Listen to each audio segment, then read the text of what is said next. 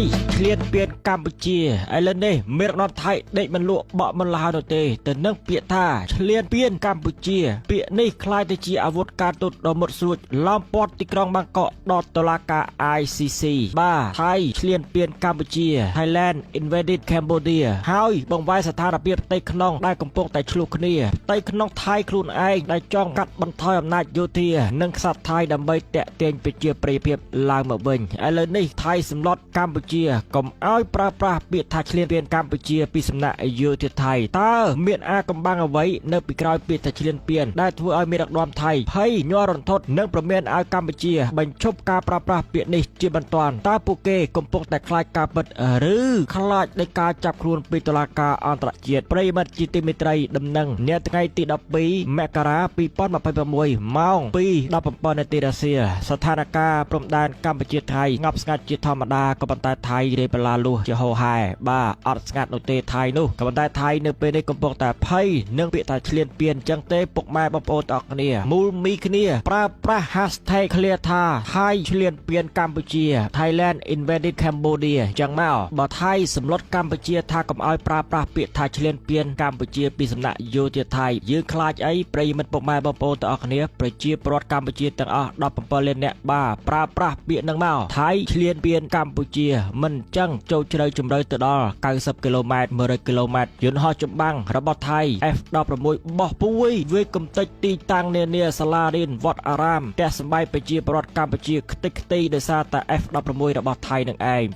สลาดินขมโอนไพสลอนสลาวบาเกิดเจอรักตีสวัสดิภาพโดยซาแต่ F ดอกประมวยระบบไทยเตหาสับจีดามกริบแผ่นไอ้น้องคือเจียไว้ไทยไทยไม่บานไพสลอนสลาวโดยซาแต่เปียถ่าเฉลียนเปลี่ยนกัมพูชีจังเตบาไทยไพปริมัดปกมาบปตอคเนียบ้าเธอแต่ปราเปียนังเตอดำใบออยเวียริกไซเปียโกไวรัลออยไทยวีไพสลอนสลาวบันเตเตอมันจังบ้า Thailand invaded Cambodia เมียนพอตางมูจำนวนเจ็ดได้นึ่งรีบรอบต่อการปริมัดปกมาบปตอคเนียนึ่งปีพบโลกต่างมัวดังท่าไทยปัจจุบันเปลี่ยนกัมพูชีอย่างฉบับกระไรตามดองยกตามสักได้ประกาศปรมีระบบกระทรวงวัปทนึ่งวิจัยศิลปะเนียไงติดปีมกราปีปอนมาภัยประมวยนึ่งการบรรจับเบียแกะในยุซีมะบ้านดังท่าประสาทปราวฮีได้เจียสมบัติเป็นเตกพรมนุษยเจียเลือปีพบโลกนังเจียตีตั้งดอกสะเสด็จบ้านเรื่องการตำแหน่งกรอบใบนึ่งบังลองย่างทุนเงอปีสำนักโยติไทยขนมลองคายกากดานึ่งคายธนูชนามปีปอนมาภัยปรามบ้า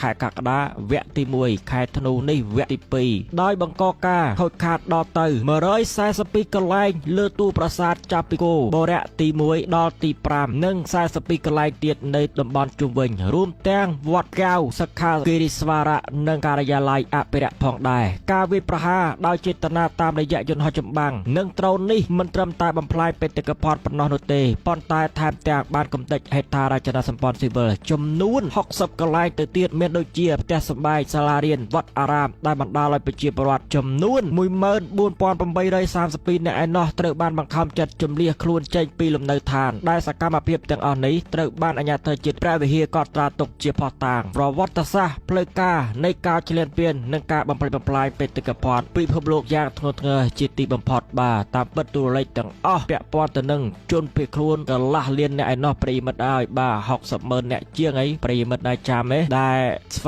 ดตีจมเริกสวัสดิเพียบปีกาวิประหาปีสำนักโยเทียไทยเดเป็นจังไทยไพสลอนสลาวบ้าอาจจ้องไอ้กัมพูชีปราเปียนังหนุเตมัดบ้านไทยไพสลอนสลาวดึงในโซมจมเรียบประแทมแฮดพอลได้ประเทศไทยโยเทียไทยหรือก็ปีนะดัชไทยมหาวิจาลงกรในปีกลายดึงในบ้าไพสลอนสลาวนั่งประเมียนกัมพูชีเอาโชบปราเปียตาเฉลียนเปลี่ยนคือโดยซาแต่เปียนี้เมียนตงนเพลย์ฉบับอันตรายจิตอย่างทนเธอได้นอมาไทยประเชิญนังกาดักตนกรรมเศรษฐกิจปีอังกาสหปฏิจิตหรือการจัดประการปีบอดอุกฤษกรรมสังเกตในตลาการประมาตอนอันตรายจิต ICC จีพีไซนุบรรทอปีการไปเจียบานจองกรองพอดต่างเนียฉบับล้วนในการเข้าคาประสาประเฮียดอเตอร์เมื่อไรสายสปีกไหลนึ่งพอดต่างดอเตยเซนเตียบายืนเคยเนี่ยเปลี่ยนใจจำเนียไอ้นายในนั่งคือสดสังแต่จีพอดต่างต่างอ้อได้ไทยเฉลียนเปลี่ยนตักใดกัมพูชีการปราปิดแต่เฉลียนเปลี่ยนบางหายถัดไทยจีเนี่ยรวมรบบำเพ็ญอัตปไตยเพียบนึ่งเปเตกพรปิภพโลกได้เวียนึ่งทัวไอประเทศไทยบะบกย่างทนเงอเลยชาอันตรายเจียปะปอตดอลตุ่มนกจัดวินิโยกันนึ่งวิสัยติสจอแฮดในฮาวเติบไทย ព្យាយាមបង្ខំឲ្យកម្ពុជាបដូរមកប្រើពាក្យជំនួសព្រំដែនទៅវិញដើម្បីកាត់បន្ថយទម្ងន់នៃកំហុសនិងជៀសវាងការទទួលខុសត្រូវខ្ពស់ចំពោះមុខច្បាប់ពិភពលោកបាទអត់ចង់ប្រើពាក្យថាជំនួសព្រំដែនទេហេតុអីបើថៃឯងឆ្លៀនពៀនមែនបើជំនួសព្រំដែនវារប៉េះរប៉ោះត្រឹមតែព្រំដែនបន្ទាត់តែប៉ុណ្ណឹងកម្ពុជាថៃខ្សែព្រំដែនណាប៉ុន្តែអានោះវាមិនមែនទេថៃបោះពួយយ៉ាងលឿន F16 តេ50ទម្លាក់គ្រាប់បែកគ្រប់ទីកន្លែងបាត់ដំបងសៀមរាបបាទហើយណាណៃទៀតមានចាំឲ្យជួយប្រាប់គ្នាក៏ប៉ុន្តែយើងដឹងថាថៃខេត្តសៀមរាបបាទចូលជ្រៅណាស់ស្ពាននេះគេស្ពានតបឲ្យប្រិយមិត្តពុកម៉ែបងប្អូនតគ្នាមានចាំដែរឬអត់ពាក់ព័ន្ធរឿងនោះបាទចូលជ្រៅ90គីឡូម៉ែត្រហើយកន្លែងដទៃផ្សេងទៀតដូចជាប្រមាណ100គីឡូម៉ែត្រឯណោះបាទបើតាមខ្ញុំចាំណាចឹងទេថៃឆ្លៀនពៀនកម្ពុជាបាទខ្ញុំនៅតែប្រើប្រាស់ពាក្យហ្នឹងរឿងនេះថៃស្លន់ស្លោបាទស្លន់ស្លោរឿងអីសកម្មភាពរបស់ក្រុមបញ្ញវន្តខ្មែរដឹកនាំដោយលោកប៊ូនពេជ្របាទប្រិយមិត្តស្គាល់ហើយគឺលោកនៅសហរដ្ឋអាមេរិកកំពុងតែសិក្សាណោះក្នុងការដាក់ផតតាំងបន្ថែមនិងបញ្ជីឈ្មោះដើមបណ្ដឹងជាង14600នាក់ឯណោះឥឡូវនេះកត់ទៅបាទសាក់សីប្រជាប្រដ្ឋខ្មែរដែលចុះបញ្ជីតាមអនឡាញណោះ14600នាក់ហើយទៅកាន់តុលាការព្រហ្មទណ្ឌអន្តរជាតិ ICC គឺជាជំហានច្បាប់ដ៏រឹងមាំដើម្បីដាក់បន្ទុកលើមេដឹកនាំនយោបាយនិងយោធាថៃពីបទឧក្រិដ្ឋកម្មសង្គ្រាមបាទដាក់អញ្ចឹងទៅឲ្យវាភ័យស្លន់ស្លោបន្តិចកុំឲ្យវាប្រហើនប្រមាថមើងងាយគិតថាមិនអីណាបើសិនជាយើងមិនធ្វើអញ្ចឹងថៃវាអត់ខ្លាចទេរឿងនេះនោះនឹងការប្រើប្រាស់អាវុធវាយប្រហារមិនរើសមុខមកលើប្រទេសកម្ពុជាបើគិតជាតួលេខអ្នកស្លាប់មិនដឹងប្រមាណនេះបាទដំបងចំនួននៅព្រៃច័ន្ទជោគជ័យអីនោះបាញ់មកប្រាវទៅបាទដល់ពេលយូរទៅថៃវាបាញ់ដើម្បីឲ្យកម្ពុជាបាញ់តបតឲ្យកម្ពុជារក្សាភាពអត់ធ្មត់ដល់ពេលអញ្ចឹងអត់ដឹងថាត្រូវធ្វើម៉េចផ្ទុះតែម្ដងទៅបាទផោះតាងដែលបានដាក់ជូនរួមមានការបង្ករបួសផ្លូវចិត្តដល់កុមារតាមរយៈការទម្លាក់គ្រាប់បែកតាមអាកាសនិងការឈ្លានពានចូលភូមិឋានការលួចប្លន់ទ្រព្យសម្បត្តិនិងការហាមឃាត់ប្រជាជនមិនឲ្យវិលត្រឡប់ទៅផ្ទះសម្បែងវិញដែលសុទ្ធសឹងជាសក្ខីកម្មដ៏មានទម្ងន់ក្នុងការទាមទារយុត្តិធម៌ជូនជាតិនិងប្រជាពលរដ្ឋខ្មែរការដែលតុលាការ ICC បានទទួលយកពាក្យបណ្ដឹងនេះជាផ្លូវការតាំងពីថ្ងៃទី23ខែធ្នូ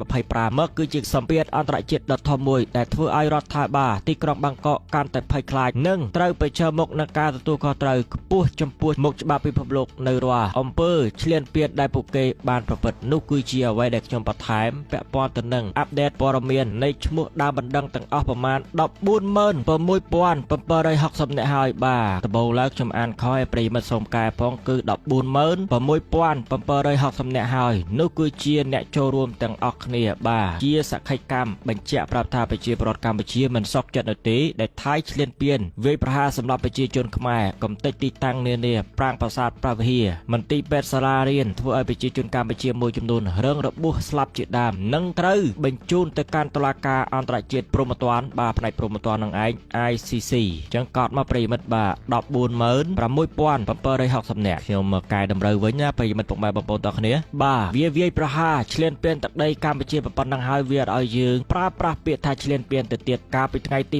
20ខែធ្នូ2025យន្តហោះ F16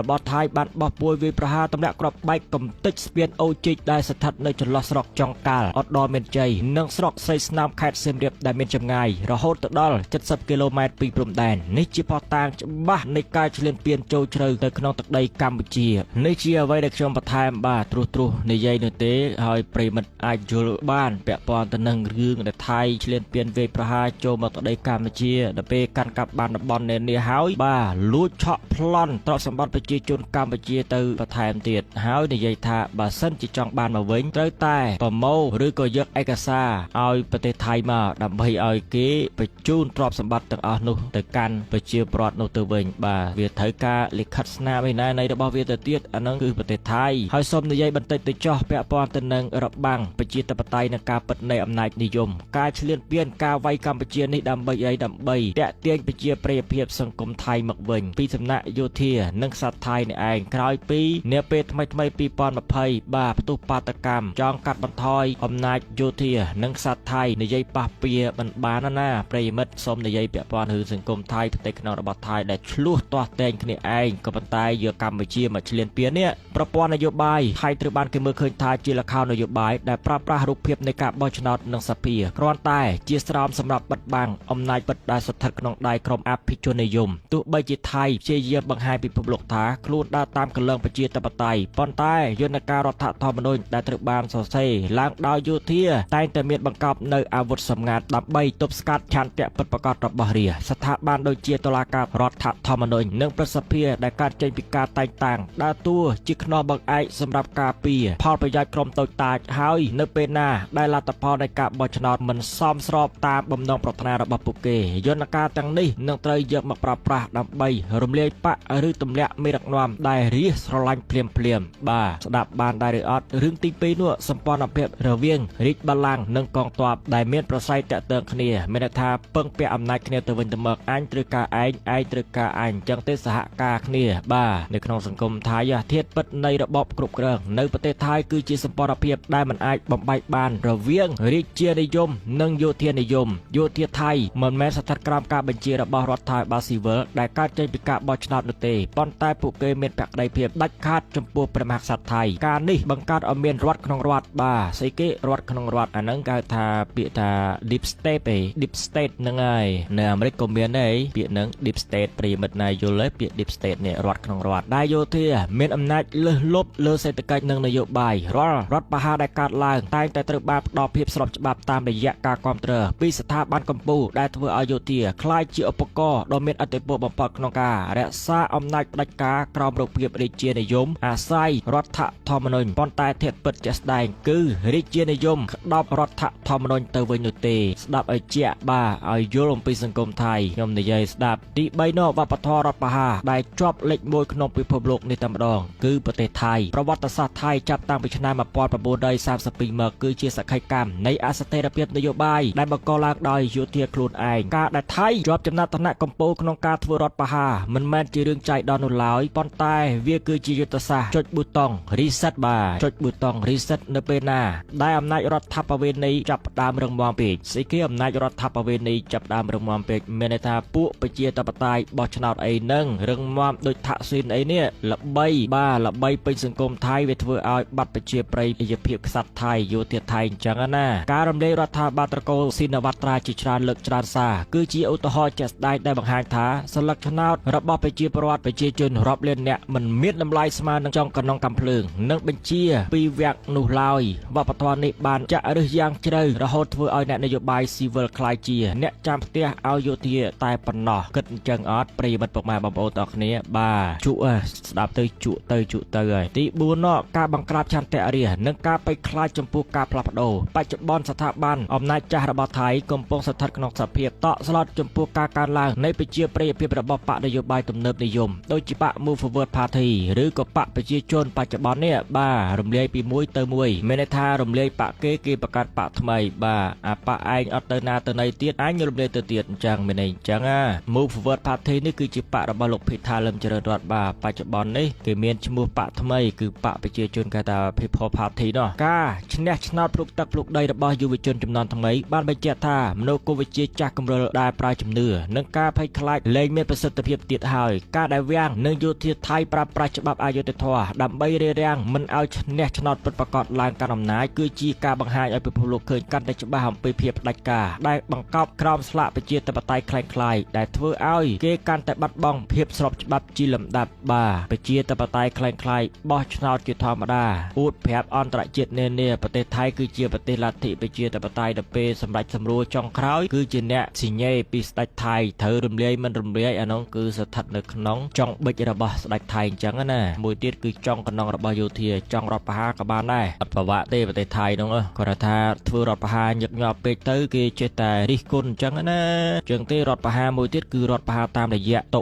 លាការមិនអញ្ចឹងរដ្ឋបហាអោសាយវាពាក់ព័ន្ធរឿងកំភ្លើងប្រើរថក្រោះប្រើអីអញ្ចឹងទៅប្រើកម្លាំងប៉ុន្តែរដ្ឋបហាមួយទៀតគឺតុលាការរំលាយចោលដូចស្ពៃអញ្ចឹងដកដូចស្ពៃអញ្ចឹងមើលផែថងឋានមើលអាហ្នឹងគឺខ្ញុំខ្ជិលនិយាយច្រើនបាទនិយាយត្រួសប៉ុណ្ណឹងទៅទី5នោះការងើបឡើងនៃយុវជនចំនួនថ្មីនិងការប្រឈមមុខដាក់គ្នាគម្លាតរវាងមនុស្សចំនួនចាស់ដែលចង់រក្សារបបរាជានិយមផ្ដាច់ការនិងយុវជនចំនួនថ្មីគេថា New Generation ដែលចង់បានសមភាពនិងសេរីភាពពិតប្រាកដកំពុងក្លាយជាចំណុចបែកបាក់ដ៏ធំបំផុតយុវជនថៃបច្ចុប្បន្នមានការយល់ដឹងខ្ពស់ពួកគេប្រើប្រាស់បច្ចេកវិទ្យានិងព័ត៌មានជាអាវុធដើម្បីវាយបកទៅលើការឃោសនាអកុសលរបស់រដ្ឋការតស៊ូរបស់ពួកគេមិនមែនត្រឹមតែដើម្បីសេដ្ឋកិច្ចប៉ុណ្ណោះនោះទេប៉ុន្តែគឺជាការតស៊ូ ស៊ូដើម្បីដណ្ដើមយករដ្ឋត្រឡប់មកវិញពីកណ្ដាប់ដៃក្រមអភិជនប្រសិនបើរបបបច្ចុប្បន្ននៅតែរឹងរូសមិនព្រម កែតម្រង់តាមការចង់បានរបស់យុវជនទាំងនេះនោះទេវានឹងនាំទៅដល់ការផ្ទុះឡើងនៅបដិវត្តសង្គមដែលមិនអាចជៀសផុតបាននោះឡើយទី6នយោបាយក្រៅប្រទេសដែលបង្កប់សត្រូវនិងភាពឯកោនៅលើឆាកអន្តរជាតិថៃកំពុងតែដើរលើផ្លូវដ៏គ្រោះថ្នាក់តាមរយៈការអនុវត្តគោលនយោបាយដែលមានលក្ខណៈឈ្លានពាននិងលុកដៃចូលកិច្ចការផ្ទៃក្នុងអ្នកជិតខាងការគ្រប់គ្រងដោយសម្ងាត់ដល់ក្រមអធិមនៅប្រទេសភូមាបាទឃើញទេរដ្ឋអីគេរដ្ឋការ៉េនប្រកាសប្រទេសប្រកាសរដ្ឋថ្មីឈ្មោះថៃគេខៅធូលេនឹងការបង្កចំនួនព្រំដែនជាមួយប្រទេសកម្ពុជាដោយខ្ញុំនិយាយពីខាងដើមមិញឈ្លានពានទឹកដីកម្ពុជាដើម្បីអីបង្ហាញឫទ្ធានុភាពអំណាចស្ដេចថៃក្សត្រថៃថាកុំចង់ខ្លាំងកុំចង់កាត់បន្ថយអំណាចយោធាឲ្យសោះដោយផ្អែកលើមហិច្ឆតាជាតិនិយមជ្រុលគឺជាយុទ្ធសាស្ត្របង្វែរដានពីបញ្ហាផ្ទៃក្នុងរបស់ខ្លួនទង្វើទាំងនេះមិនត្រឹមតែធ្វើឲ្យប៉ះពាល់ទៅដល់ស្ថិរភាពតំបន់ប៉ុណ្ណោះនោះទេប៉ុន្តែវាកាន់តែបង្ហាញឲ្យឃើញពីចរិតលក្ខណៈប្រៃផ្សៃប្រើច្បាប់ប្រៃជាដើមដែលមិនគោរពច្បាប់អន្តរជាតិការបង្កសត្រូវជុំវិញខ្លួនក្នុងពេលដែលផ្ទៃក្នុងកំពុងតែរង្គោះរង្គើគឺជាសញ្ញានៃការចុះខ្សោយនៃអធិបតេយ្យការទូតរបស់ថៃលើឆាកពិភពលោកទី7ចុងក្រោយបំផុតប្រិយមិត្តជាទីមេត្រី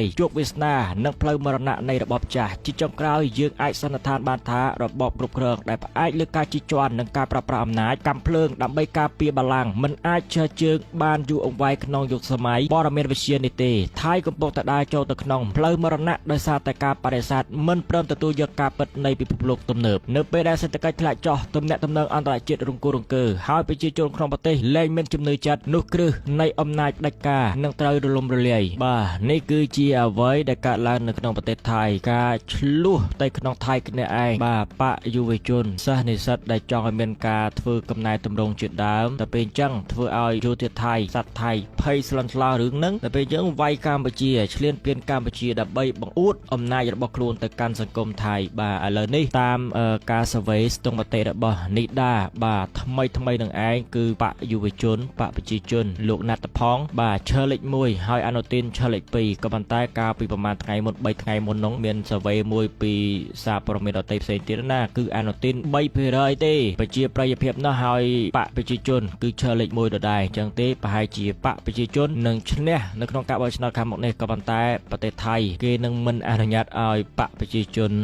គ្រប់គ្រងប្រទេសឬក៏ដឹកនាំរដ្ឋាភិបាលនោះទេខ្ញុំគិតអញ្ចឹងគេនឹងប្រើប្រាស់វិធីគ្រប់សពបែបយ៉ាងដើម្បីបំបាក់បកមួយនឹងរំលាយចោលរឹករឿងឬក៏បកអនុទានរួបរวมបង្កើតគេរដ្ឋាភិបាលចម្រុះអីចឹងទៅនៅពេលដែលវាមានសម្លេងគ្រប់គ្រាន់ណានៅក្នុងការបង្កើតរដ្ឋាភិបាលបើសិនជាបកប្រជាជនគាត់មានសម្លេងណាមួយដែលមិនគ្រប់គ្រាន់នឹងពិបាកនៅក្នុងការបង្កើតបាទរដ្ឋាភិបាលស្របច្បាប់ចប់ទៅប៉ុណ្ណឹងពាក់ព័ន្ធទៅនឹងពាក្យថាឈ្លានពានពីសំណាក់យោធាថៃវាយកម្ពុជាបាទហើយកុំឲ្យកម្ពុជាប្រើប្រាស់ពាក្យឈ្លានពានមិនចង់ខ្ញុំមិនចង់យ៉ាងម៉េចថៃធ្វើអីខ្ញុំធ្វើឲ្យប្រជាជនកម្ពុជាអញ្ចឹងទេយើងប្រើប្រាស់ពាក្យថាថៃឈ្លានពានកម្ពុជា Thailand invaded Cambodia